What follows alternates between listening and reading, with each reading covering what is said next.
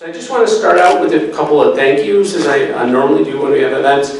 The main thank you here is the Rhode Island School Design is very generous to provide us with the auditorium to do this every year. Particularly, there's a woman, she's not here, but I'll thank her anyway. Babette Alina, who runs their government relations office, is responsible for letting us be here. And also, many of you met Sam Ogandari, our assistant director, and Galen Hauer, our outreach coordinator, who are at the registration table. So thank you to them. I want to thank the panelists, and I'll introduce them in a second, but they're taking time out of their evenings, away from their families, and other obligations to share their knowledge and insights. And I think you're going to find we put together a really good panel that has a lot of deep institutional knowledge about the topic. This series we call Demystifying Democracy. So we started this about 4 years ago, and I'm now starting to call it basically what it is, which is it's adult civic education, right?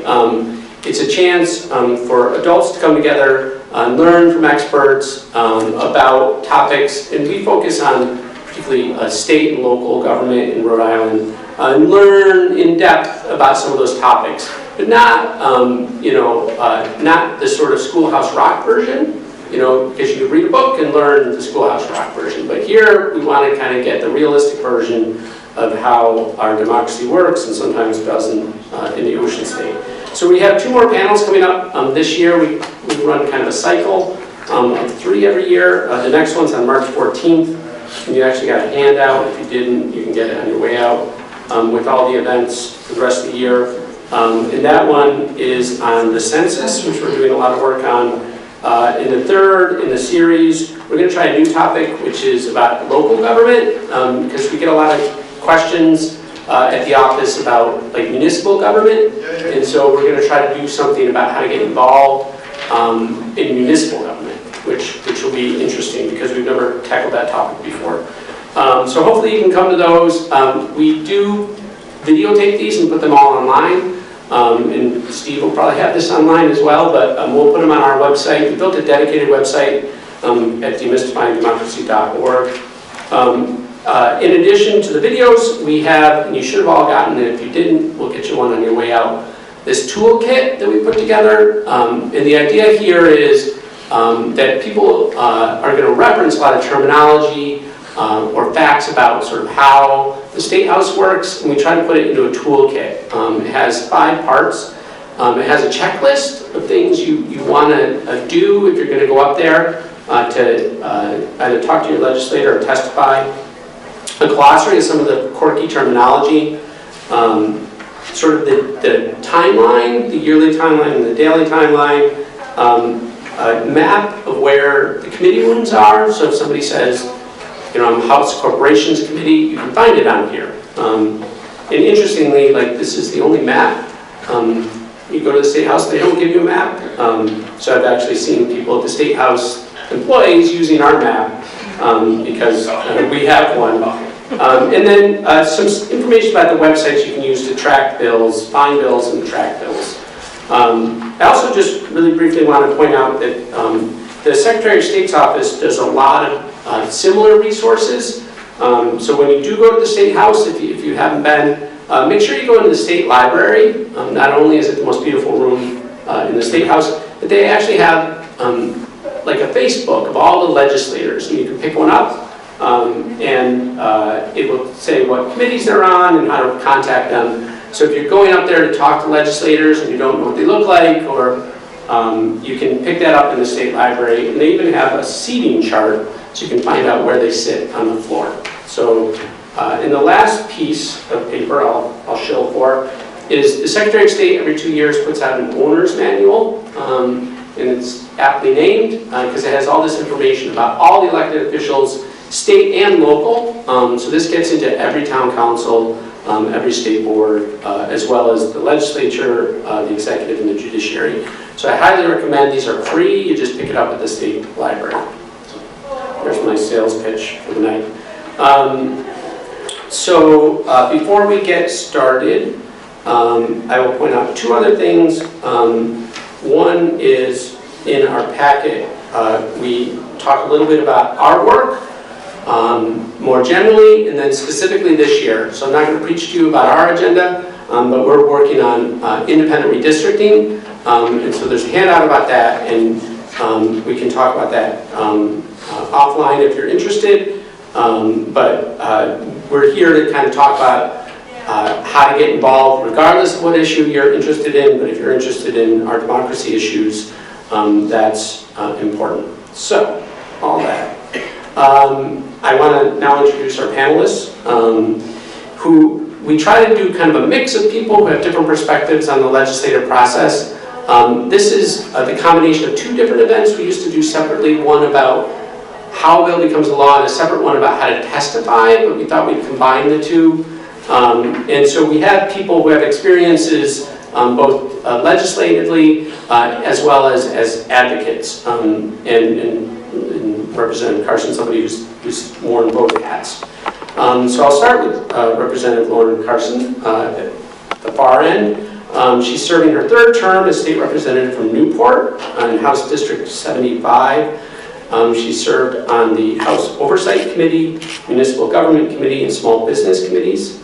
Her priorities include climate and the environment, government transparency, and civic participation, very apt for tonight. She holds master's degrees in business administration from URI, as well as a master's degree Master's of Art in History from the University of Rhode Island. And she has an extensive experience in the public and nonprofit community.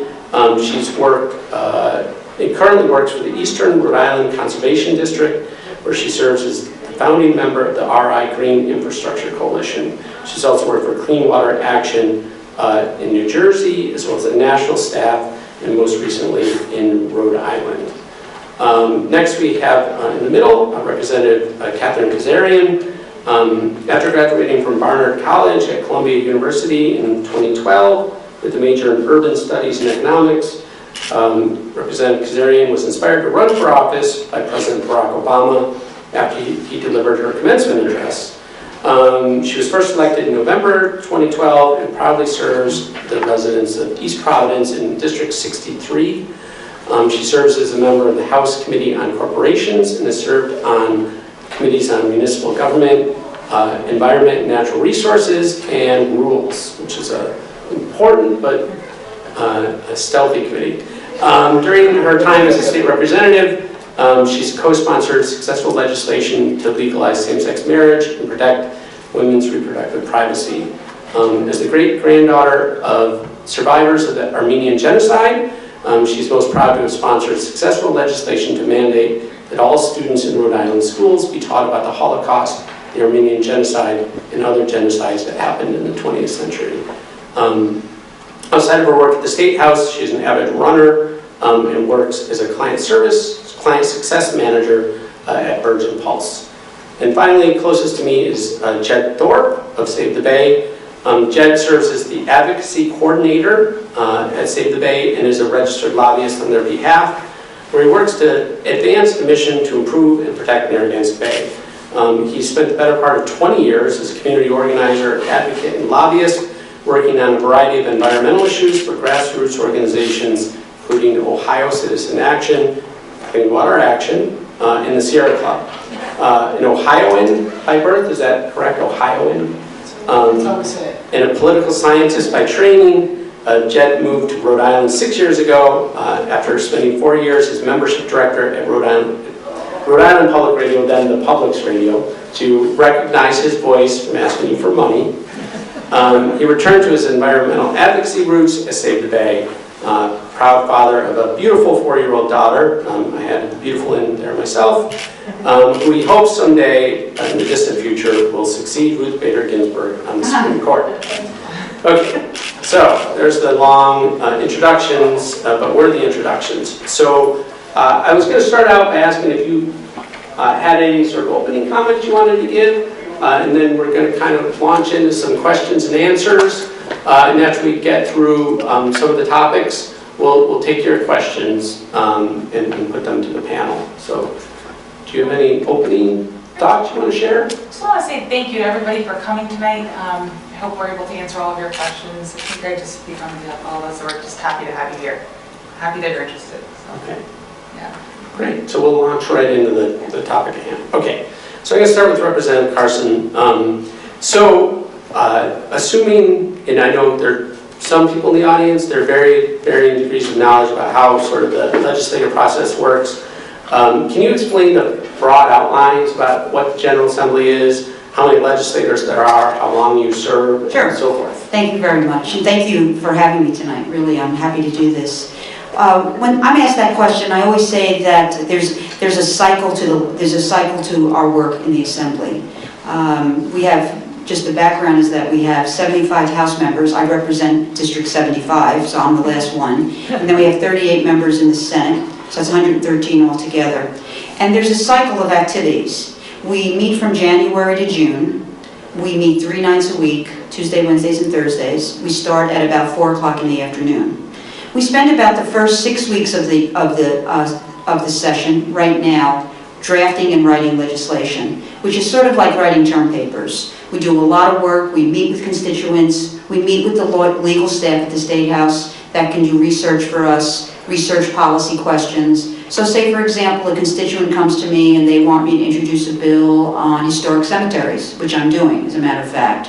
I'll meet with the attorneys a couple of times. They'll dig up for me existing statutes that are in Rhode Island. They'll do some comparative work for me in other states. And then we begin the process of actually drafting bills and introducing them.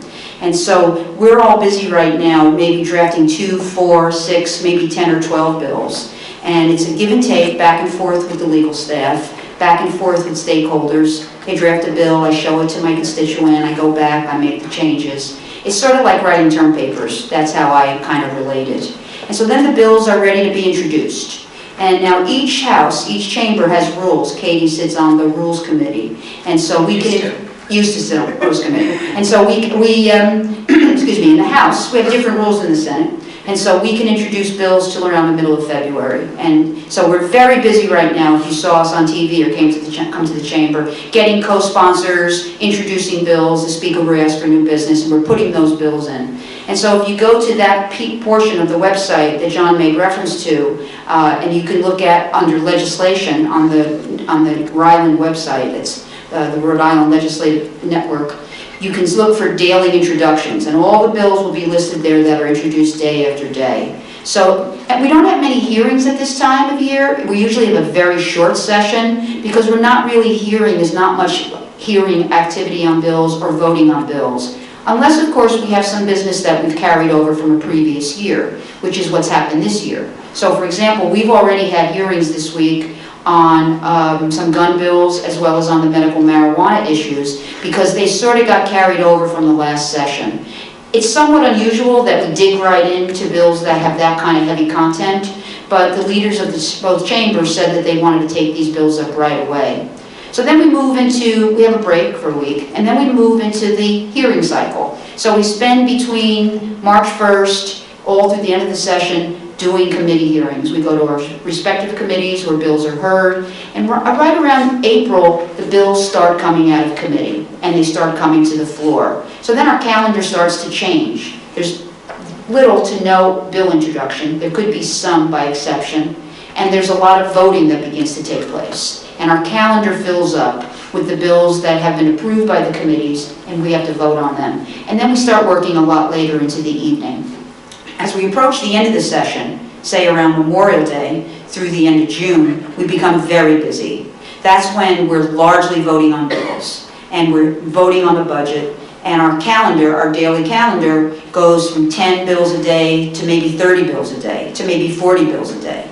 And we spend most of that time, that 3 to 6 weeks, just voting on bills and voting on the budget. When we vote on the budget, it's one singular day that we only vote on the budget. And that takes us a good long time to get that done. And then we end the session somewhere between the 20th and the 30th of June. Not all the bills pass. Some do, some don't. And then we're basically out of session from approximately July 1st through the first of the year. Our first session is the first Tuesday in January. And our work still continues in the summer. I mean, we still have obligations to serve our constituents. We're still meeting with folks to determine our priorities for the next year. We're attending activities in the district where our work is required. And also there's administrative work that we have to do. And I'll just close by giving this one example. In the city of Newport, we all know the Newport Bridge, and the Newport Bridge ramps are being realigned. So you'll hear a lot more about that in the years ahead. And that's been a very big issue in my district, how we're going to possibly realign the bridge. So that's a non-legislative activity that I have to be involved in, because realigning the ramps of the Newport Bridge is going to have generational impact on the city. So there are administrative functions that we have to do between, the 1st of July and, say, the end of the year. So again, it goes cyclical. And I think that's the easiest way to really understand how it works. Yeah, and for any parents, the breaks they take are the school vacation breaks. So it's the February school vacation break, and then the April school vacation break, and sort of it's almost like trimesters. Yes, First trimester, submit the bills. Second trimester, hear the bills. Third trimester, vote on the bills. But you did use a term. I'm going to ask you to clarify, because I guess the point of this is to cut through the jargon. Sure. So when you said calendar, so when I think calendar, I think, oh yeah, that pictures in January, February. What do you mean by calendar? We have a specific set agenda in the House. So the first thing we do is we say a prayer, which I will tell you off the record I don't agree with, but they want to pray, so we say some nice thing. And then we do the Pledge of Allegiance. Then we pass our minutes from the previous session and send them over to the Secretary of State. Then we do the calendar. We do new introductions. If there's new business, that would be legislation that I'm prepared to introduce. The Speaker will ask for new business. Then we move to the daily calendar. The daily calendar is a list of the bills that we're going to vote on, and that's all also on our website. And usually the calendars, at a minimum, are prepared 48 hours in advance, according to the rules that run our chamber. And so before I go to work, or I look at the calendar and see which bills are coming up for a vote, and that's known as the daily calendar. And we have computers on our desk, and we can pull the calendars up. The bills are numbered. There's links from the daily calendar right to the text of the bill, so you can go read about it. Sometimes all the bills are voted on. Sometimes if there's a controversy about a bill on the floor, they may be sent back to committee. Sometimes if there's a controversy on the bill, it could be sent to the end of the calendar so that the sponsors can work out whatever the details are. So there's a couple, and then the bills are either voted up or they're voted down, and for the most part they're voted down, up. Okay. So that's fundamentally how the calendar works. Thanks. And so I try to pull that out simply because if you look at that glossary, you'll see a lot of terms that might not, in the normal context, have its normal meaning, but they mean something different in the legislative context. And so I thought we should pause and sort of point out an example of that. So Representative Kazarian, we heard about sort of the calendar, but could you take like an individual piece of legislation and how, once it's introduced, like where does it go and how does it get there and then what happens? Yeah, of course. So legislation, Lauren did a great job kind of running through how the calendar works. Legislative ideas come to us either from constituents, maybe from something we've read, maybe something that we studied during the off-season. So you'll submit those in that first part of the session, that first third. And once you submit it to our legislative council, which are the lawyers that are at the State House that work with us to put our ideas into legal ease, we'll get a physical paper copy of that bill. We'll read through it, make sure it has everything that we'd like it to have in there. And then, as Lauren mentioned, we'll be running around the room. So if you've ever watched Capitol TV, you probably see us all running around the room with a stack of papers in our hands. We're going around to other legislators and asking them to support our bill ideas. So they'll usually either read it, maybe it's an idea you've talked to the legislator about already, they'll just sign it, they'll mention what the bill is. And then that person will become a co-sponsor. So the idea of a co-sponsor on a bill is saying that if a bill comes to the floor, I would be supportive of this idea. So that's kind of the difference between sponsoring, that's the person that's championing the bill, versus a co-sponsor, somebody that's saying, I like this idea, I'll support it. Once you get all your signatures on there, and you can get as many as you'd like, we have 75 members, don't recommend getting 75 signatures. I don't know if you can get 75 signatures on one piece of legislation. You'll see us, we do the new business, we're holding our bills up, it's submitted to the desk. And then it goes into the legal counsel of the speaker, who will decide where the bill should go. Is this a bill pertaining to schools, Rhode Island schools? This will go to the education committee. Is this a bill pertaining to the environment? Go to that committee, and so forth. Now, one tricky thing about bills and hearings is they get scheduled very fast. So you'll submit your bill, you'll be waiting, and all of a sudden you'll see that your bill is scheduled to go in the environment committee, and it's next Monday. So when you're working with advocates, or if you're working with a legislator on a bill, I always say, stick close to them. There's ways to also track bills online, so you can get an email as soon as it's posted. So that way you can work to arrange your time to make sure that you're there to testify in the committee. So committees happen after our session, so around 4 p.m. we start session, and then they'll say committees start at the rise. That's another kind of State House jargon word that just means once our calendar is complete, we all go to our committees.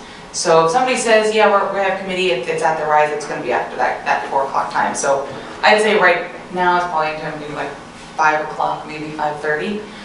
Once it's in the committee, you'll have your bill heard. And I think our committee process is actually really great. I've had a lot of bills that I thought were great in the off session, I thought were great when I submitted them, and then I get to the committee and you really get to hear not only from your colleagues in the House and from the committee members, but from a lot of advocates too, which is great. I always think about this bill I put in 4 or 5 years ago about banning smoking products or pharmacies from selling smoking products, which I thought was such a no-brainer and such a great bill.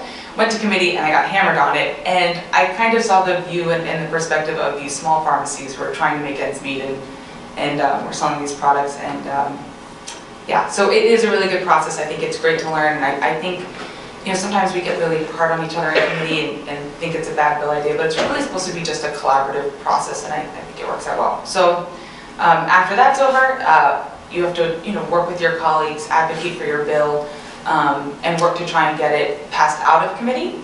And then once it's passed out of committee, it'll come to the House floor where all the reps will get to weigh in and vote on it. Yeah, so, and then if it passes one house, what has to happen? Great point. Yeah. We have duplicates of bills. So if I'm going to put in a bill in the House side, I want to find a Senate sponsor to put it in on the Senate side. When there's duplicates of bills, it has a much higher chance of passing because you have somebody in each chamber advocating for that bill. So, if I have a bill, I'll go seek a Senate sponsor, somebody that I think is also interested in this work. And then if it passes the House, it gets to committee, it passes the House side. My bill will also have to pass the Senate side, and the Senator's bill would also have to pass on the Senate and the House side. Now there is some trickiness with, if there's just one sponsor, it could technically just pass both chambers and be set. But it's good to have a Senate sponsor, and it's good to work the two chambers simultaneously. Yeah, so you don't have to have two different versions of a bill, but it works better politically. Yeah. But it's not a requirement of the law or anything. So if you just have one version of a bill and it happens to pass, and the governor signs it, it's a law even though there was never a companion bill. So one of the things, as an advocate, it can be tricky to track two bills because there's no way to search for the companion bill. So I often lean on sort of whatever advocacy organization might be interested in that bill and try to find out those numbers from them, but that can be tricky. And what also makes it sometimes tricky is you may have a House version of a bill and also a Senate version, but there's differences in the language in the House and the Senate version, and then that difference has to get reconciled at some point at the end of the game when both chambers are really busy and it's a hectic time. So if you're going to get a House and Senate version introduced, try your best to make sure that both the House and Senate version have the exact same language, otherwise it's going to have to get fixed later in the game. Yeah, that's a great point. So Jed, I'll pick on you now. So as an advocate, how do you, physically, how do you find the bills that are of interest to you, and how do you keep track of them? Because I know we all sort of have different shortcuts. Yeah, so I'm probably like most advocates and most professional advocates in that I'm constantly paranoid that some bill is going to get snuck in and I'm not going to realize it until it's too late and it becomes law. So I'm really diligent. The process that I use, so I think in one of the handouts, there's a reference to the website, right, to the General Assembly website. This is a good website to bookmark on your PC if you're interested in following legislation. And if you click on the legislation link at the top and scroll down to where it says daily introductions, so that's always my starting point. So every day, if you go to daily introductions, you will see for each day what legislation was introduced in the House and what legislation was introduced in the Senate.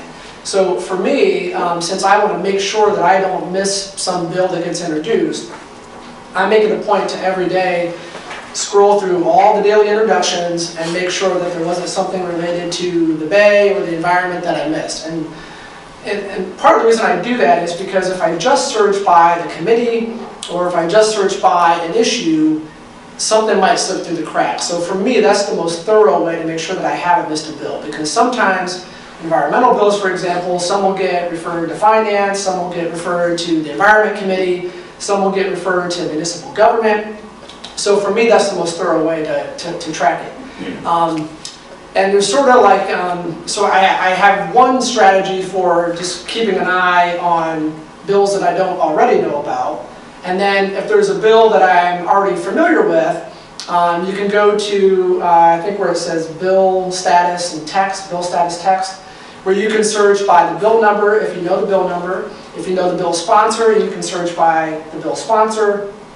If you know the general topic, they do have categories, and it's not really, I think, an exhaustive list, but if you know the general category of the bill, you can search by that. So there are a variety of search parameters that you can use on that website to search for legislation.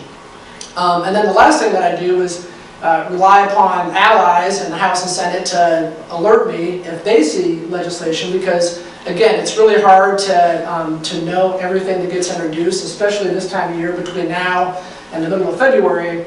There's a lot of bills getting introduced every day. So you rely upon your friends and allies to keep an eye out as well. So if you have somebody else that can help you keep an eye out for legislation, it's always going to be easier than trying to do it all by yourself. Yeah, so if you are interested in something and you know the group that works on it, let the professionals do the heavy lifting is the way I look at it. So for instance, the ACLU, they do just a stunning job of updating their website daily with all the bills. We don't do as much of that, but you know, whatever interests you, there's probably a group that cares about it, and lean on them. I will caution against the General Assembly website, those categories, like education, environment, those are notoriously bad. Right. So if you like, oh, this pull-down menu says these are all the education bills. No, they're not. Right? So those are like tags they put on the bills, and they don't do a thorough job of putting the tags on. So never, ever think that if you pull one of those menus down, you've gotten everything. And the one other thing that I forgot to mention is also a feature on the bottom of the main page. It's also on the bottom, I think, if you go to the legislation page, called Bill Tracker. And once you know a bill number, you can sign up for Bill Tracker. You put in your email address, and you can select bills that you want to track. And you can, you got it? Yeah, great. And you can, I think you can set it to notify you daily, or weekly, or monthly. There's, because if you don't want to get notified every single day about the status of all the bills. And then the bill tracker will let you know if a bill gets scheduled for hearing in a committee. So that's kind of my way to make sure that for my priority bills, that I don't miss that something got assigned to committee. Yeah. And there's also another friendly piece of technology. If you're on Twitter, there's a guy named Bill Denon. He's just a computer programmer. And he reached out and said, are there any bots I can build for you? And I said, yeah, build a bot that finds every day those bills are introduced.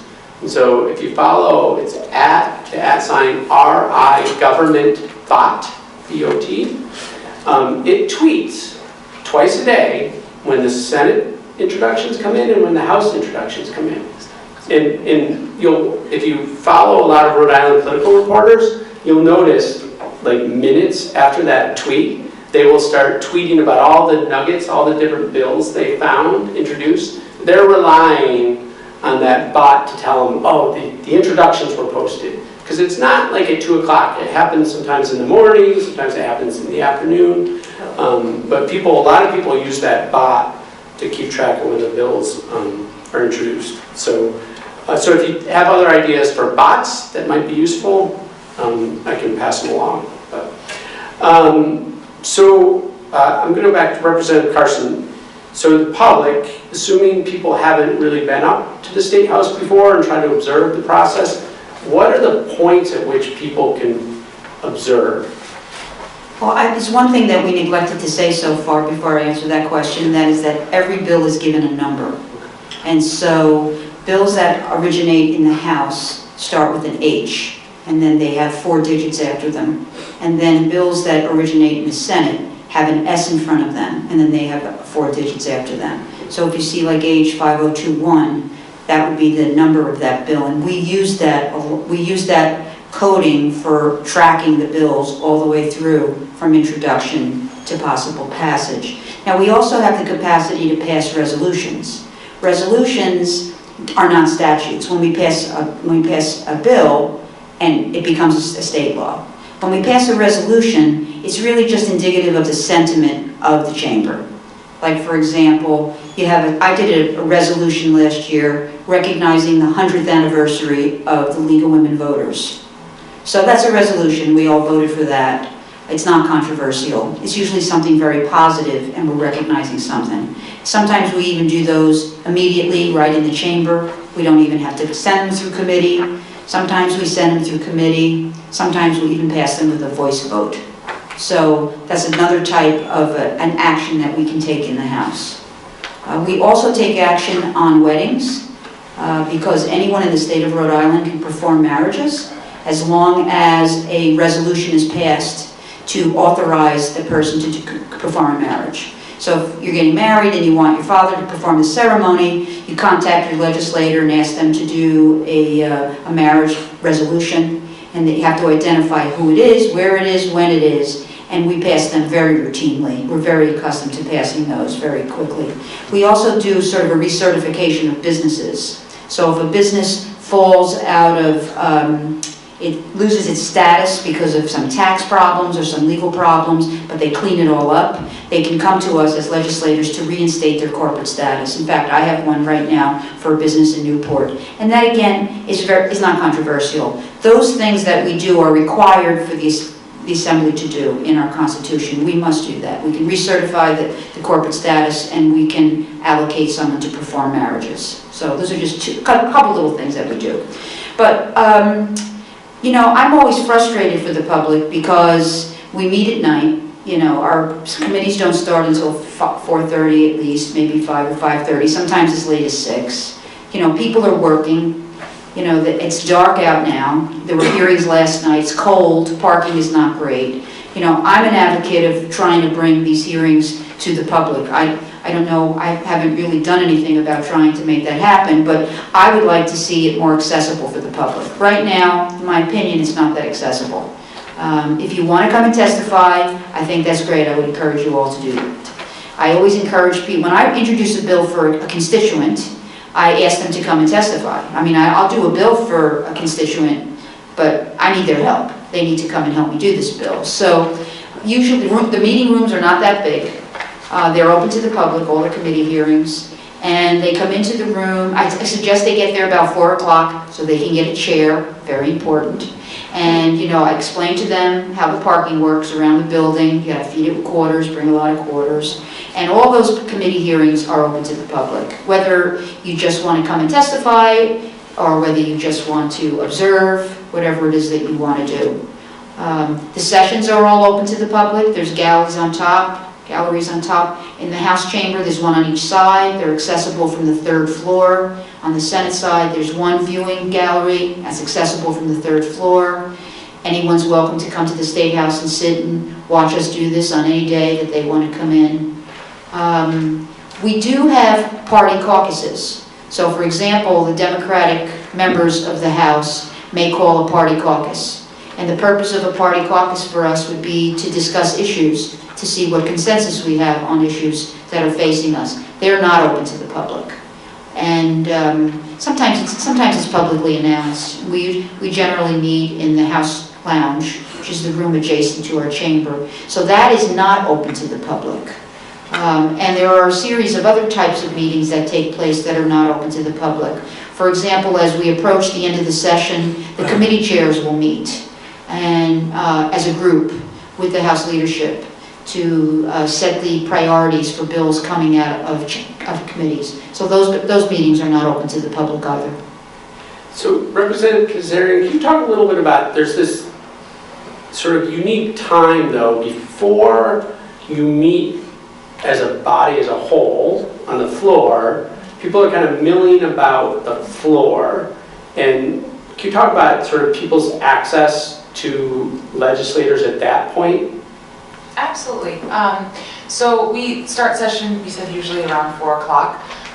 But prior to that time, you'll see a lot of legislators coming in. They might have a meeting. They might be putting their stuff down at their desks. And the public is more than welcome to come in and talk to a legislator about an issue, maybe advocate for their cause. I actually have to say, I usually have a lot of advocates come up to me during that time period. I usually say anytime between 3:30 and 4 o'clock, legislator or advocates are coming up to speak to legislators. Once the bell starts ringing, it's kind of like school. There's a bell that rings to tell us that session is going to start soon. You can still be on the House floor, but once the speaker starts gaveling, that's when all the advocates have to leave. The public has to leave the House floor. Only legislators can stay and invited guests and staff, of course. But yeah, that bell is usually a sign that your time is getting cut short, and once he gavels, all the public has to leave. Yeah, I just want to add to that I have an intern this session, and yesterday was the first day that she came to meet with me, and we started laying out her tasks for the session. College students can enroll, and we actually have an intern office, so if you know a college student that wants to be an intern, they can just contact the intern office.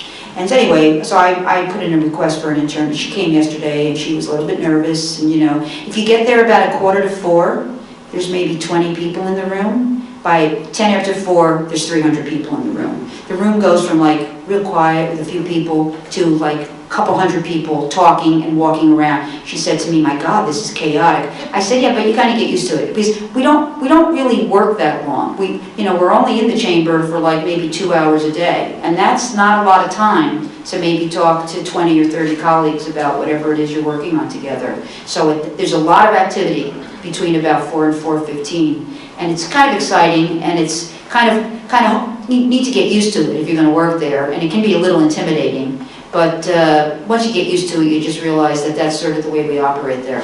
But this young woman was a little bit like blown away a little bit. I introduced her to Nellie Gorbea. She was like, "My first day," it was kind of fun for her, but I said, "You get used to it, don't worry."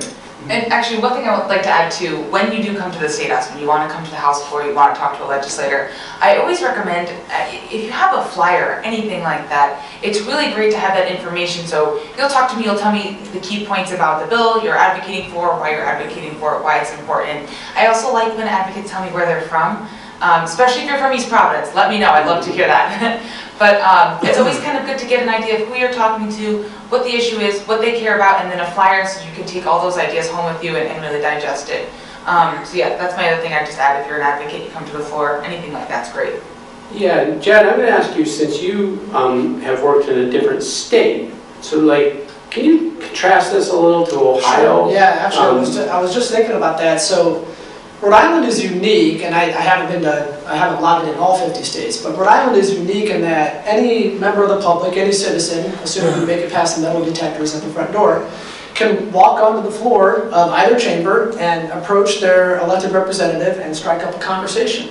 Now, in Ohio, for example, I lobbied there for several years, and I never got invited onto the floor. You had to have an invitation from the speaker to be able to go onto the floor before session. So this is probably a byproduct of having a part-time legislature where maybe you're not there earlier in the day to have meetings with folks, so that's the time to catch people. So it is really nice that you can just walk onto the floor and strike up a conversation with any legislator. The downside to it is that it's not a surefire way to catch the person that you want to talk to, because Sometimes not everybody's there, or folks don't show up until right before the gavel is struck. So it's not always the most thorough way. If there's somebody that you absolutely want to talk to, Rep. Kazarian or Rep. Carson, they may or may not be there when you show up. But again, it's a really nice, accessible way to catch people.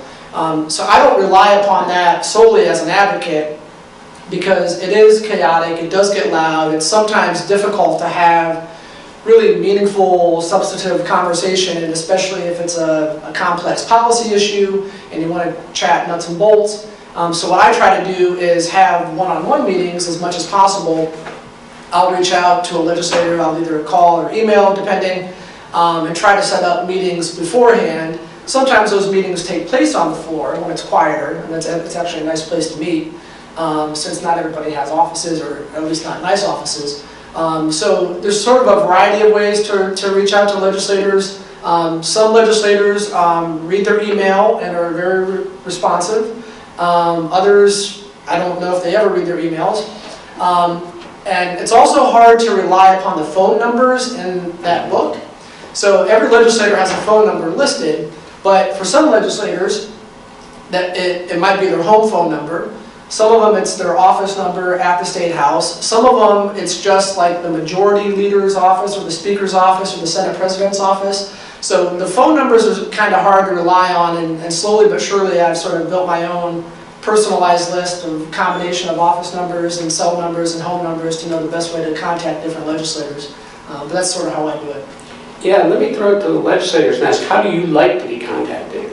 Like, what's your preferred method for constituents and advocates to reach out? Do you prefer it on the floor? Would you rather meet somebody someplace else? I like meeting people on the floor. I like getting emails, because email is something I can actually check while I'm at work during my day job. Maybe I shouldn't be telling that, no, but I like that emails. I think that works really well. I like when people come up to us on the House floor. I think that works really well too. I can't believe I'm going to say this, but I also like when people Facebook message me. I have my state rep page on Facebook, and I get a lot of messages from constituents on that. And that's actually a really, really quick, easy way, again, for us to just communicate about an issue, or if they want to schedule time to meet. It's usually kind of a quick way to do it. But. For me, I really don't have any preference. My constituents can contact me anyway. I try to, I'm one of those members that tries to answer emails as quickly as possible. So if I see them, I answer them right away, to the best of my ability, because I don't want to be perceived as not paying attention to them. Sometimes it's a very easy response. They may ask me to support something in the environment where I'm very strong, and I'll be like, of course I'm with you, contact me anytime. I got an email this morning from a constituent that I know very well, and it was a much more complicated conversation, and so I had to call him. So he needed more high quality information than just I'm with you. So, any of those, even when constituents call me and we don't agree, I still listen to them. It's my job. I represent those folks in Newport, and I have to be available to them. I think it's kind of one of the best parts of the job, actually, to talk to people. If you're in this job, you have to really like to talk to people. We're talking to you, this is what it's all about. You're talking all the time. And, you need to really stay in close touch with your constituents. That is the baseline of a perception of doing a good job, that you're really responding to them, and they have access to you, and they're talking to you. People really like that. And I think once we show them that we're personable, that we're real people, and that they can approach us, that's when you really begin to become appreciated and reelected in your district. So let me ask, I'm going to go back a little bit to process, and then we'll get back into sort of advocacy and how people can get involved. But in building off of Jed's point and the contrast between Rhode Island and other states, I'm going to ask Representative Kazarian, talk a little bit about who writes bills. Mm-hmm. Can you share how many staff members you have and what your office budget is? I have 0. We have part-time admins. We have part-time admins that also serve 4 or 5 other representatives. But yeah, it's really mostly, we're a part-time legislature, so we all have occupations outside of this. John mentioned I work at virtual pulse during the day. So so a lot of it is on us, and a lot of it is something we do on our downtime. And I would say that really adds to when you run. It's got to be a labor of love. It's something that you really want to do. You like people. You like to talk about policy and issues. So yeah, we don't have staff, but we do have, I talked about this a little bit, we have the Legislative Council located at the State House, so you don't have to be a lawyer to run, you don't have to write your own legislation. You go down there with your ideas and talk to a lawyer, have them draft up legislation for you to then introduce on the floor. But yeah, I know for me it's a one-man show, or maybe one and a half. My admin is great, she's wonderful, but you know, you've got to do a lot of the legwork yourself. But I have to say the advocates are great, and they really help you do a lot of that more in-depth research, really fine-tune your legislation. So part-time legislature, we do have some staff that are there to help us, but it's not like other states. I think Massachusetts, like you get 3 staff people per person, yeah, right there helping you. Great. Yeah, it's full-time, you know, your office. We're a little bit more budget here in Rhode Island, but I think it helps make us a little bit more personable and more like your everyday people, and you're able to catch us, I think, a little bit easier. Yeah, and I think it's a lot of folks don't realize that when you call my number, I'm answering the phone. You know, they'll be like, "You're Representative Carson?" I'll be like, "Yeah, you just called me." You know, we don't really have a staff budget here. We do also have an assigned press person, and there's a press bureau at the State House. And so there's maybe, I don't know, 5 or 10 press people in there that write press releases for us, or op-eds. You see op-eds in the paper by us, or letters to the editor. And they can't do anything political for us with respects to any of our election activity. But I can go to my press person and say, I want to write a letter to the editor about, say, the shooting in Westerly. And I had some opinion on that, and she would write it and exchange it with me, and then they send it out to all the newspapers in the state. So we have the press help, the administrative help directly that work for us, and then this pool of lawyers.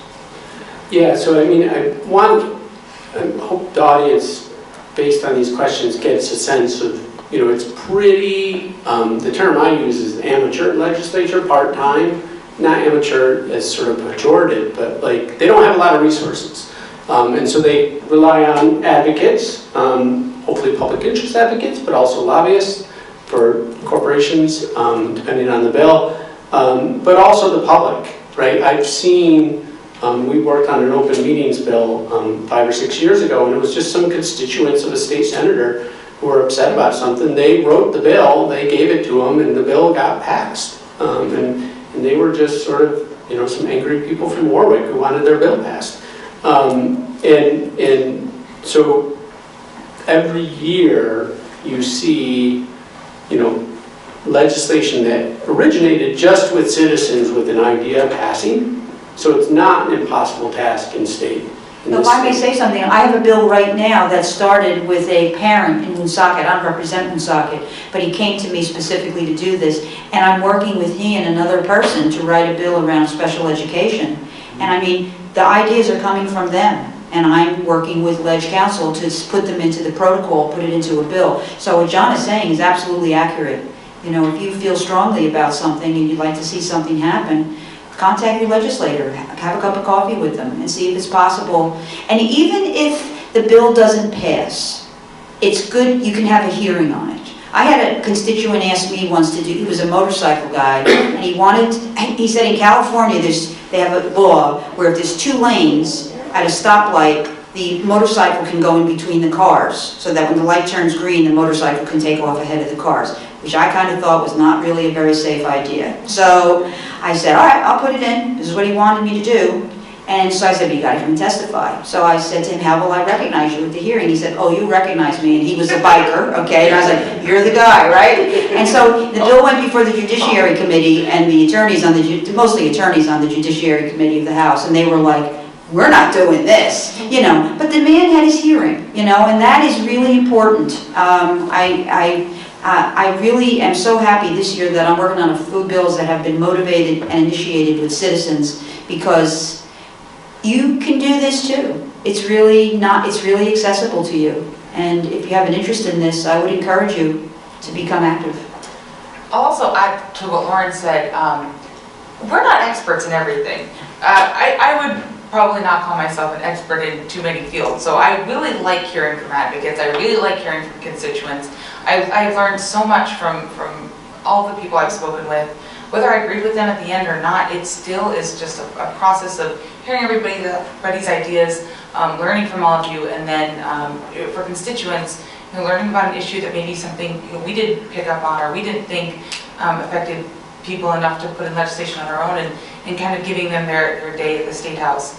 I will say it is always very funny when you're talking with a constituent, you're emailing with them, you haven't met them personally, and then you're waiting at the hearing room to kind of see Who they are. Yeah, that's always a funny dance. But yeah, no, we're not the experts.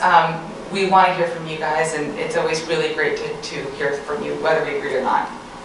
So after all that positivity, I'm going to ask a hard question, which is, and we wouldn't be Common Cause unless we asked some hard questions. And, Get into Jed. Yeah, yeah, you said you wanted all of it. It's great, and I've seen, people just super energized that their bill got a hearing, and they think, oh, that means I'm golden, right? It got a hearing, it's going to get a vote. No, it doesn't mean it's going to get a vote. Like, who makes the decision that your bill gets a vote? And how is that decision made? Yeah. You want that one? If you, I'll let you go first. First of all, you need to have the support of the committee chair. There's a couple different paths to passage, okay?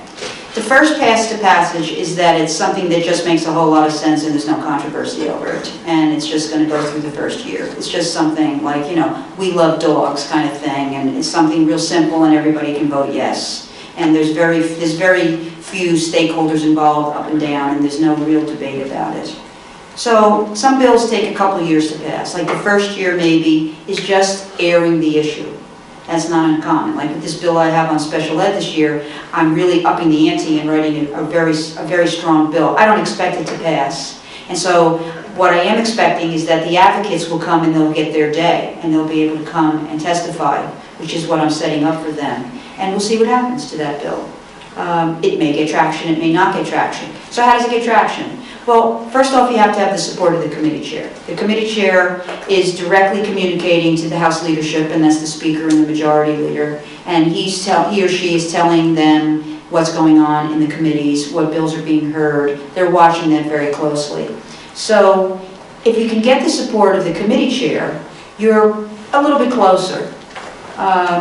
If it's a very controversial bill, and there really are opposing views on each side, the leadership of the chamber may not be inclined to take it up on the first go-round. Or maybe they're being influenced by people. Because lobbyists can really influence all across the chain. I mean, they can influence me as a legislator, they can influence committee chairs, and then they can influence the leadership of the House. So there's a lot of cross kind of discussion going on. It's not just the committee hearing. I mean, if the bill gets an overwhelming committee hearing and nobody's opposed to it, then you have a good argument. You say, look, my bill, there was nobody opposed to it, and those are the ones that have a much easier shot of going through. Now, I'm sure we all read in the paper that a lot of people believe that the Speaker of the House has a lot of power, and it's true. By the nature of the culture there, and by the nature of the rules that govern the House, the Speaker of the House does really have a lot of authority in the chamber, and does have the final say, actually, for thumbs up and thumbs down on many bills.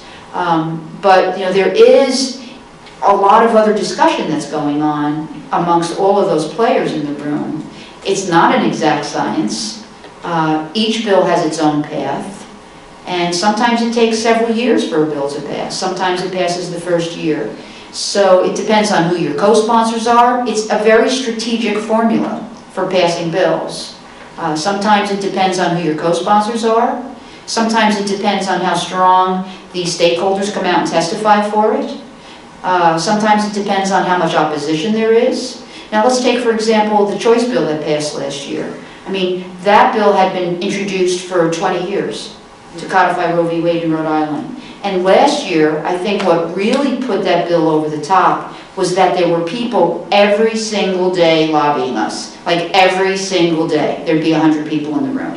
And sometimes I think the only reason we passed that bill was because we had to get rid of these 100 people in the room. I'm serious about this, because they would be there every single day, yelling and singing and lobbying us, and it was just like bogging us down. You know, so lobbying does work. It does work. So there's different strategic paths to passage, and it depends upon the way the bill is written and the way the strategy unfolds by the sponsor. I'll add to that too. I think kind of to what Lauren said, a lot of times bills need a lot of work, or sometimes legislators are putting in bills either to satisfy a constituent that wants to have their day and have a hearing, talk about an issue. Sometimes we put in bills to bring light to a certain issue. Other times we have our passion projects that we bring, but that they're really not fully formulated yet. They have a few years of work ahead of them. The first bill I ever put in was a bill for social workers, school social workers specifically, creating a ratio between students and social workers throughout the state. I'll never forget, I got hammered by Brian Newberry, the minority leader at the time, about this bill. We didn't have any data, we didn't have any of this. We worked, year after year to bring more people to the hearing. Finally, we're able to talk to the chairman a little bit more about this bill. What can we do to make it work? And we were able to get a study commission, or a report actually, by the Rhode Island Department of Education to really get some more data behind why this bill would be a good idea. So now, I'm in my 8th year as a legislator. We just got that report back. I'm hoping that will help give some teeth to legislation. And again, maybe it's something that we would mold, it would evolve. So I always say the hearing process, the committee process is great. It's really a good time for all these people that care about this issue to come together, talk about this legislation, talk after the hearing to what would make this bill better, what would make it passable, and it can take years to get things passed. I want to just also, this might be one of your questions too, but there's a phrase you'll hear at the beginning of every hearing that they go through. It's holding bills for further study. And I know this phrase has gotten a lot of heat over the years, and sometimes I think it deserves it, sometimes I don't think it does. And I think it doesn't because it's really that in that committee process, the first time everybody's going to be hearing about this bill, I think it's good to give everybody a chance to really think about it, give advocates and legislators time to talk about it, and maybe mold the bill, get it in a passable position for the year in front of us, or to continue to work on it together for the years to come. So I think that phrase is actually... Yeah, so that was going to be my next question, and that's the title of the panel, right? I'm just a bill held for further study. So, so there's a parliamentary reason they do it at the beginning of the hearing. It's essentially tabling the bill, meaning the bill won't get a up or down vote at that meeting or that hearing. But it's also in case the committee loses a quorum. And so they can continue to hear testimony from the public, even though there's still not a quorum of the committee sitting there. And can you talk a little bit about there's a juggling act up there because you may sit on multiple committees, and why, I think there are good reasons they lose quorums, because people sit on multiple committees. There are bad reasons because people go to fundraisers at hotel bars instead of listening to the public giving testimony. But can you explain sort of what it's like to sit on more than one committee that might meet on the same night? You want to take that one? Oh, sure. Yeah. Well, I've been on committees that met at the same time of day and everything, and it is really hard. You've got to run back and forth. You want to make sure you're recorded as present. Then when they say hold for further study, you've got to make sure you're hearing the bills that you can hear, going back and forth between both of them. I've also had a third juggling act once where I had 2 committees that I had to sit on, and I had to go to another committee to testify on a bill. So sometimes you're going to see legislators kind of filing in and out. I've been on Corporations Committee, for example, for 8 years, so some of the bills I've heard multiple times. So, if there was another committee hearing I had to run to, I could go listen to that. Sometimes, too, there'll be a hot button issue that we want to go and listen to on a committee. So you might see legislators jumping out to that committee, and then maybe they don't sit on it, but they're standing in the back of the room, and then jumping back into their committee. So that, I'd say, is usually the reason why people are moving around. There are other more nefarious reasons for why people might be jumping around, but I won't really get into those. But usually I'd say 99% of the time, people are just trying to get to all those committees, and I think that lends itself to us being that part-time legislature. Absolutely. And the other thing too, actually, I'll put is meetings. Sometimes I'll have a meeting with an advocate, the only time they can meet is when I have committee. So, people are always kind of jumping and juggling around that building, and I think it lends itself to being part-time. The part-time legislature is really difficult because we really have to conduct a lot of business in 2 hours. I think that when the history of the legislature, which I don't really know much about, there was a good reason to have it be part-time. But if you look at other states, some of them are full-time based on the level of activity. We introduce about 2,000 bills a session in the House. That's a lot of bills, and we hear every one just about. And sometimes you don't hear that the sponsor may pull it back and decide not to have a hearing.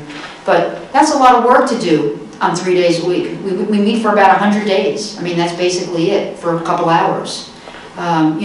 Some of us off the record and in casual conversation say, wouldn't it be great if we were full-time? We went longer. We might be able to not have that pressure on us that we do, particularly in the last 6 to 8 weeks. And we might be more effective if we had more time. So I would be an advocate of exploring that. In discussions with other members of the House, there's a feeling that the public might not be tolerant of a full-time legislature. There's a feeling that it's going to cost more money, and there might be criticism, we don't get things done, what are we doing? Sort of the naysayers out there. And that's part of the reason one of the reasons that we never really debate that. But I think that if the public knew the amount of work that we do, and the reasons that we don't get to everything as thoroughly as you might like, is because we really don't have enough time to get it done, or staff. That's really the bottom line. Yeah, so how much money do you make? We make a whopping $16,000 a year, compared to Massachusetts, which I think is about $150,000 a year. Wow. And I'll say, John, as somebody who's lobbied in states with a part-time legislature and I've lobbied in states with a full-time legislature, my personal opinion is that you get better legislation passed, you get better, more thorough, more thoughtful laws passed in states that have a full-time legislature. That's just the reality of the matter. You have more time, you have the luxury of more time and more staff to more thoroughly research issues. And frankly, I think that there are bills that become law here that probably should not have become law, not because I personally disagree with the content, because they're just not well researched, they're rushed in at the last minute. And that has an impact on people across the state as a result. I just wanted to add that we make a little over $16,000. We do get travel reimbursement from our House. So on the days that we are in session, we get a check, I don't know, the middle of each month. And then we also get health insurance. And most of us, we're encouraged to make a contribution towards that, and most of us make some contributions toward that. For me, it comes to be about $30,000 a year, completely. I just want to add, I agree that I think there would be a lot of good that would come out of being a full-time legislator. But then sometimes I feel like it's also good that we're part-time. Working in the tech industry in Rhode Island, I feel like I get to hear a lot of, or kind of be on the ground floor about a lot of issues that I otherwise wouldn't know about. Something I work with a lot of other fellow millennials, and just hearing about student loan debt, housing prices. These are things I hear about with my friends in other states and in the state, but something about being in that kind of environment and being in that corporate world, and then also going to the state house, that I think helps me shape my policy and my position on certain bills. So I'd say it's a double-edged sword. I think there would be a lot of good reasons to go full-time. I also think there's a lot of benefits to being part-time.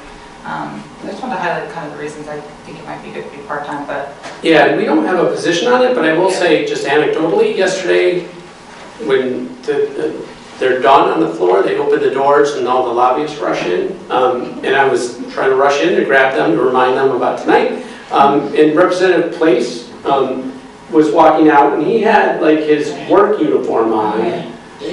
Yeah, and he works, I think, in some manufacturing business, and it was just his, his name and, the logo of the, and you're just kind of like, yeah, I mean, he came from work, he came from the factory, was a legislator. There's something kind of cool about that.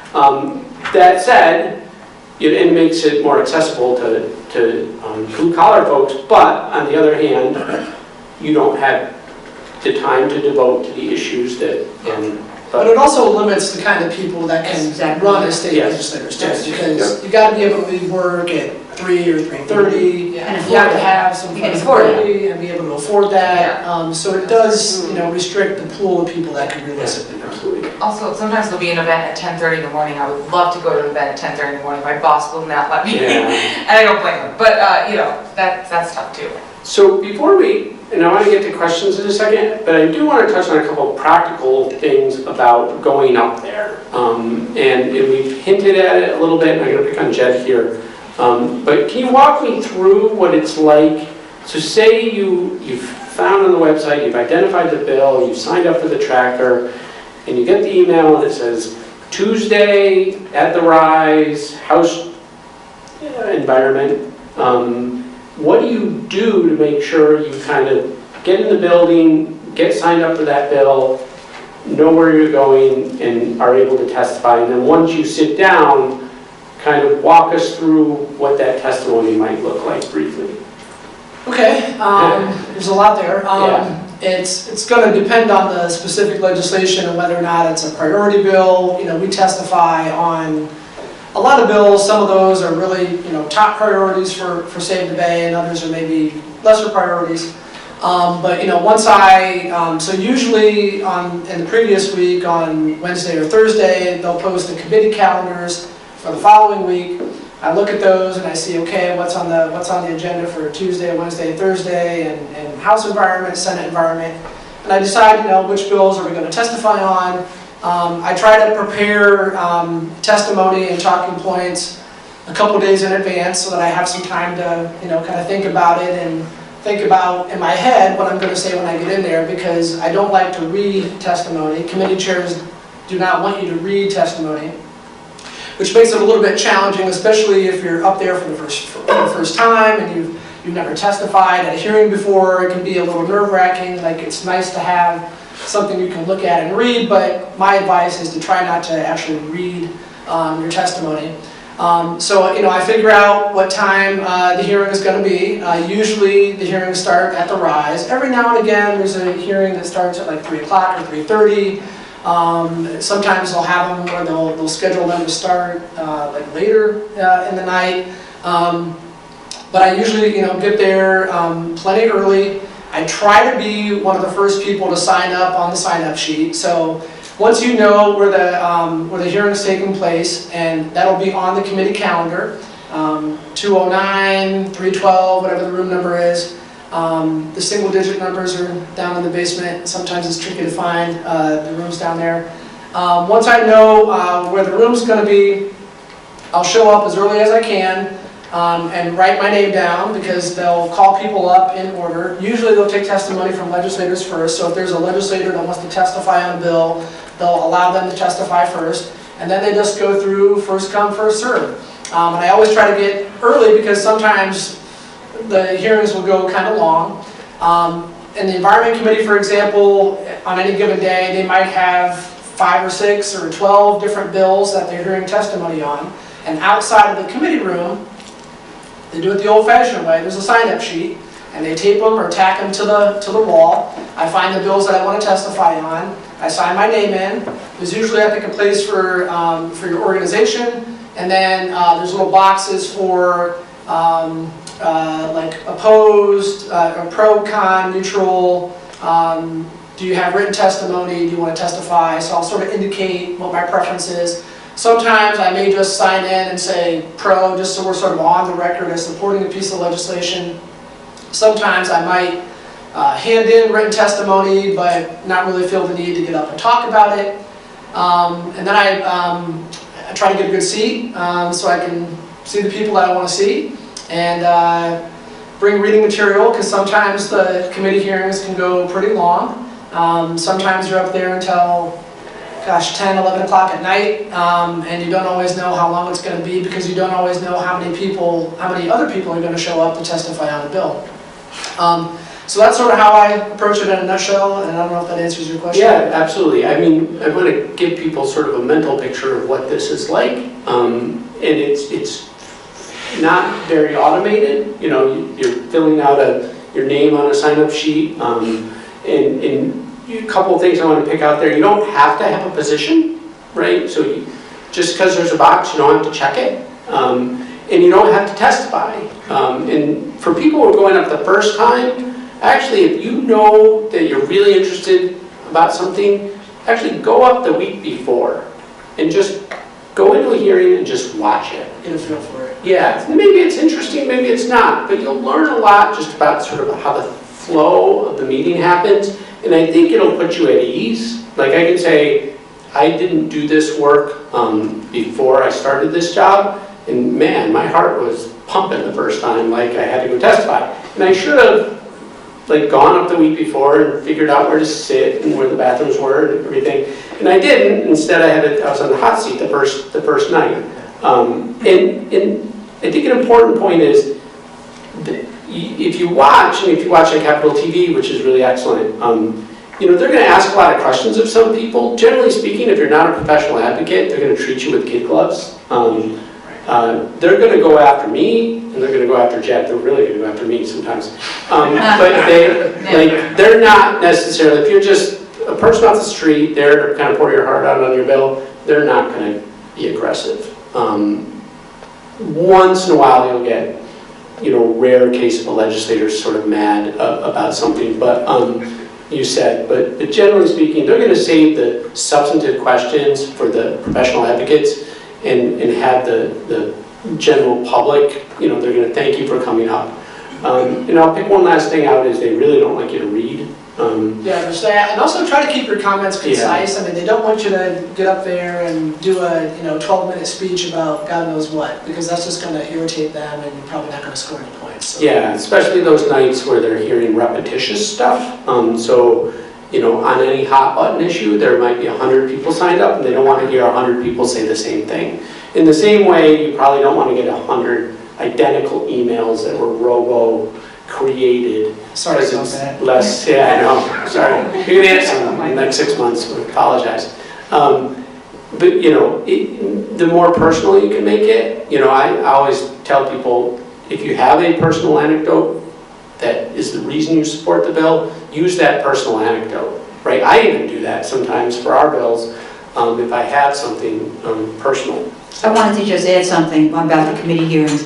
We generally cluster bills of the same subject on the same night. So for example, if we're hearing bills on plastic waste in the Environment Committee, chances are there'll be 10 plastic waste bills. You know, there's not going to be one on this and one on that. And it does happen, but the staff to the committees and the chairs try to cluster topics so that when stakeholders come or advocates come, they're hearing a whole bunch of bills that they're interested in. Now, then there are the nights that we hear the highly controversial bills, which John alluded to, like when we hear the gun bills. So like it'll be gun bill night, and that means that they're going to be there all night, and that's all they're hearing. And there's 300, 500 people in the building, you know. So they, in the scheduling, they try to accommodate, you know, the public, and in terms of enabling them to just make 1 or 2 trips up there for the types of bills they're interested in, and make it easier on us too when the schedules are set on the bills. Yeah. So if you go on a bill, you might hear other stuff.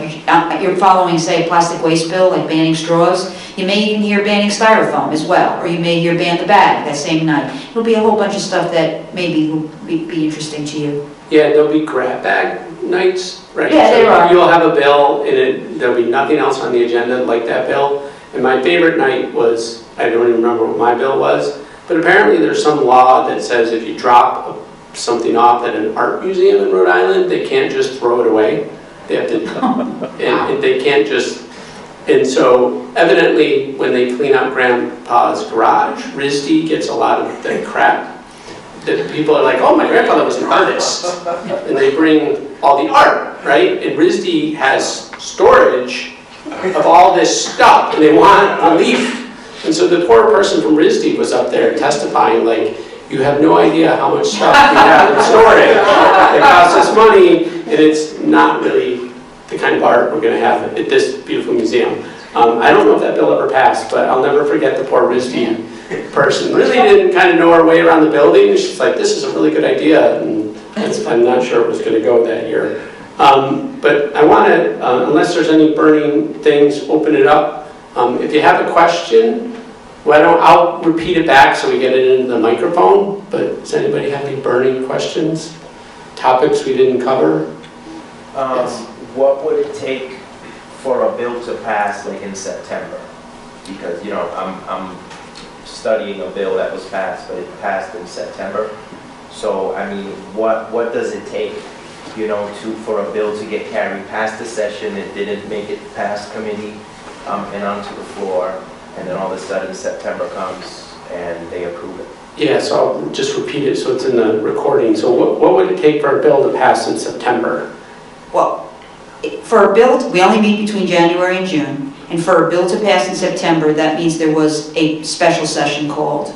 And special sessions are very rare, you know, maybe once every 10 years. There was a special session, I guess in 2017 in the fall. I was actually had planned a European trip and I was away, and my bills were coming up while I was away, so I know, and there was a series of bills that passed that second and third week of September, so I know what you're talking about. That was very unusual that would happen. So I think we were called back to deal with some very specific bills that couldn't wait, and while that was happening, we also passed some other bills that were very close to the finish line and made it the way over. So that's a very unusual case. Yeah, there was a budget impasse. Oh, that was it, it was the budget impasse. Yeah, the Senate refused to do the That's House correct. budget. That was very unusual. They came back, I had a bill passed that September. Yeah, I had it passed while I was away, which was Yeah. good. In fact, I think I had two passed while I was away. There's another example in my time, which is 2011, they came in to do pension reform and they did a That's special right. session. That was in October, yeah. Yeah, it's very, very rare. Maybe every 7 or 8 years it happens for unique circumstances. Other questions? Yes, sir. Suppose your own legislator, House or Senate, is a supportive person of a particular measure that you'd like to get passed. You've won her heart somehow, perhaps with friends and allies. Can you go on beyond and do anything efficacious dealing with committee chairs and so forth when you're not a constituent? Yeah, that's a great question. So what can somebody do if your legislator supports the bill you care about? What can you do that's efficacious for other legislators? We get letters from everybody in the state, from all across the state. You are welcome to contact any one of us. Committee chairs would be very accustomed to hearing from the public about bills because they're responsible for every bill. I would encourage you to contact the Speaker's office if there was something you wanted him to know about. I mean, we're very used to, like, we get bills from everybody in the state. I mean, letters. It's not, personally, I pay much more attention to the ones that come from my district. But we do, go for it. But I would say that if your legislator is supportive of a piece of legislation, the most effective thing would be to have your legislator go to the committee chair and lobby on your behalf, because they're going to be more effective, probably. I have had an instance where I was actually working with some constituents on a bill. I was actually a co-sponsor on the bill. The lead sponsor was a great advocate on the issue, and we all were able to kind of collaborate and work together. But I did have them send a joint letter to the committee chair, and he really appreciated that, and that I think helped get the bill kind of through. So I would definitely say, you know, if you're respectful, you reach out to the committee chair. They like to hear from everybody. So. And one thing I've heard is that as you get toward the end of the session, the leadership might ask you sort of what your priorities are, because many people introduce far more bills than they could pass. And that sometimes my ask of my sponsor is, make this one of your asks of the leadership, one of your top 3. And if you get enough legislators to sort of say, yeah, this is a priority, that is enough of a tipping point to get it over the line. That's a great question. Yes. So if your legislator is not likely to be supportive of your ask, how do you kind of reach out and find somebody who might be willing to talk about a bill? You're talking about the one you're working on for the fellow from Woonsocket. And again, it can be the kind of issue that it may be a community-based issue that there's going to be divisive sides to. One example I know that has been through the House last year was the issue of liquor licenses near schools, and it really turned into kind of a ping pong game of who would support it, who wouldn't support it, who was impacted, who wasn't impacted. How would you suggest somebody try to work a less than, something you know is going to be controversial and your own legislator may actually shy away from? Yeah, so what do you do if your legislator is not necessarily sympathetic to your ask? Well, That's a hard one. generally speaking, our constituents know what we do and do not support. So the public generally understands my values. So, and they elected me, so we probably share most of the values. So it'd be kind of unusual for somebody to come to me with something that I would just never support, you know. And the advocates know that. It's like, why should I go to her? She's never going to work on it. I mean, she supports ABC and we want DEF, and we know she's opposed to DEF, so they don't even waste their time, because the advocates are going to find those sponsors that are going to really push their bill. So that's not likely to happen that much. I think that if a bill came to me, if a bill's going to pass, it's got to have a very proactive sponsor, right? So there was a situation today with the bill where my Senate colleague wanted me to do a bill, and there's really another person in the room that would do a much better job on it, and I support it. But I was frank with her. I said, you should really go to her because she's got experience in this. You know, so you may give the bill to another person in the room who is known for that issue or has expertise in it. So again, it depends upon the strategy for the bill. You know, when I had that bill around the motorcycle driver, I didn't really have to do anything because the Judiciary Committee looked at him and said, we're not doing this. I mean, you know, I thought it was kind of a crazy idea, not safe. But he wanted it, and I testified, and I said, you know, this is what he wants. But, you know, the committee process took care of that all by itself. I don't know if that answers your question. Yeah, it does. Again, I guess the real question is, most of us who don't follow this day by day. So again, like the example with the school. So there was the one that was across from St. Pat's, and then there was the New Mexican one, which opened on the east side and is across from the French American school. And so same issue, two different neighborhoods, two different communities. So, you know, and I know that restaurant sat empty for a year and a half over the liquor license delay. So again, I'm kind of trying to pursue, so I'm not an expert at this. I want to weigh in on something. How do you figure out who the expert in the room is? Yeah, you know, so one other thing that you could try on a very local issue like that is to go to your city and town council folks. Because if you have an ally there, they might be able to help you find somebody at the legislature because your city and town council folks work with them, you know, work with them a little bit more. So that would be one approach, kind of an end around. Yeah, I've had constituents who talk to me about bill ideas. You know, maybe sometimes it's an opinion we don't share, and it's always good to have those conversations. But if, you know, they're coming to me about a bill idea, similar to what Representative Carson said, I'll try to find somebody else in the room that I know champions this issue. It's actually happened to me before too. I talked a little bit about a social worker bill I'm working on. I've had people bring social workers in their district to talk to me about issues. So we try to kind of collaborate and put people in touch with the right people. Very Rhode Island, you know. But yeah, I guess another suggestion I'd give to you is if your legislator doesn't agree with your opinion on something, maybe find another legislator from that same city or town. So for Providence, find somebody else in Providence, East Providence. Try to direct them somewhere else. If it's a local issue, municipal issue like that. Yeah. Okay, we'll do one last question. Thanks. Yeah, when would be a good time to present if you have like a petition and a list of signatures? Oh yeah, when's a good time to do petitions?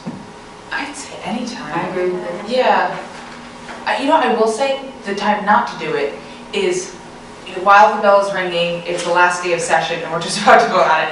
I've had that happen to me before. Well, somebody will run up to me and tell me, you know, we hate this bill, and there's like a crew of us that hate it. It's like, well, I wish I had heard from you when we had the committee hearing. I wish I had heard from you any other time before today, you know, an hour before voting on it.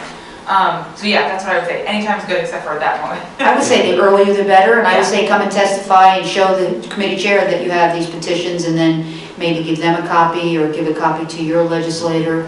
The earlier in the session, the better. Remember, we Yes. spend the first quarter, first trimester really focusing on getting the content down. And then in the second part of the session, we're in the hearing process. So by the time we get to the third quarter, the third trimester, I would think that that's too late at that point. Because you want to be in the game all along. Because for me to pass a bill, I may have to talk to Katie because she has a concern, and then I got to talk to this person and that. So it's like a stew we're making, right? So the earlier you get your stuff in the stew, the more likely you can have impact. Yeah, great question. Yeah, all great questions, and I know I can stick around for a little bit if people have other questions. I don't know if you can stick around for a few minutes if there's any lingering questions. And so I want to thank the panelists for their insights. Thank all of you for coming out on a Thursday night. Thanks to Elvis for coming and covering this as he always does. He is amazing at that. I'm just going to, two more things, make a pitch for our redistricting effort. So we're going to have an event and it's on the sheet you got when you came in on February 5th at the State Library at 3:30 in the afternoon. So if you can, or 3 o'clock, if you can come then, you'll hear all about redistricting and what we want to do to reform it, and that's coming up next year. And then finally, if you enjoyed this and would like more of this program, you need a healthy common cause. So if you aren't already a member and you want to become a member of Common Cause, you can go to our website at commoncauseri.org and help us maintain a healthy organization. But again, thank you very much. Hope to see you at a future event.